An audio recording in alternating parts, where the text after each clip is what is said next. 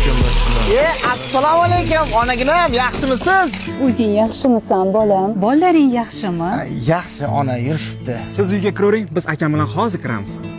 Oho, yana yangi mashinami? Senda ham pul ko'payib ketdi, aka. Ha, endi kurkda o'qqa o'xshab uyda o'tirmasdan kecha-yu kunduz ishlaganimizdan keyin olamizda. Xullas, bizneslarim bilan chetga uchadigan bo'lib qoldim. Keliningizni ham uyga tashladim. Onamizga ham 1-2 oy qarab turarsiz.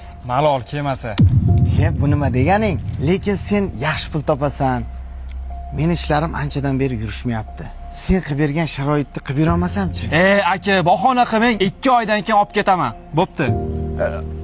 Kelin bundan keyin kirlarni mana shu bayvida yuving. Oq kiyimlarni oqartiradi, allergiya ham bermaydi. Nevaralarim ham kiyimlarini bemalol shunda yuvsiz bo'ladi. Men ishga ketyapman, bitta yaxshilab duo qiling. Meni ham ishlarim yurishib ketsin. Tanajoning sog', rizqing mo'l bo'lsin bolam. Yaxshi borib kelgin. Obid, yaxshimisan? 2 kundan beri seni qidiraman. 1 yil oldin qarz oldim. Sal cho'zilib qoldi. Qo'limga pul tushishi bilan olib keldim. Rahmat.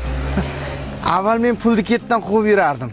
Endi pul meni ketimdan quvib yuribdi. Xullas aka, mana shu uchastkani buzib 2 qavatli qilib ko'tarishimiz kerak. Bo'ldi, Obidjon. Ha, aka, nimaga harakat? Ukam, yaxshi keldingmi? Mashinang qani? Ishlar birdan orqaga ketdi. Qarzga kirib, mashinani ham sotib oldim. Aytganday, onam olib ketgani keluvdim. Endi senga onamni bermayman. Nimaga? Bitta narsani tushunib qoldim. Ota-onadan kechib, kecha-yu kunduz tinimsiz mehnat qilganing bilan boy bo'lmas ekansan. Haqiqiy boylik ota-onani duosida ekan. Barakani ota-onamni duosidan topganman deydiganlar bitta like bosib qo'yamiz.